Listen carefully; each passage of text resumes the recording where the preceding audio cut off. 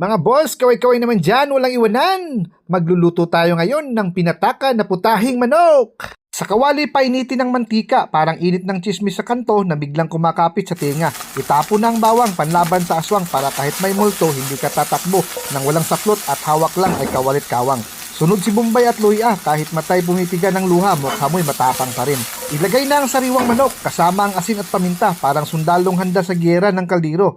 Mikos-mikos hanggang pawisan, ibuhos ang patis para may drama. Isang balding tubig at chicken cubes para ang lasa ay hindi basta-basta, kundi tunay na kaibig-ibig. Pag kumula na, kung trip mo ang horror edition, lunurin mo sa dugo ng tao. Pero wag, baka maristo tayo. Takpan muna, hayaan ng init ang magtrabaho. At sa gilid ikay magpahinga na parang chef na may sariling talk show.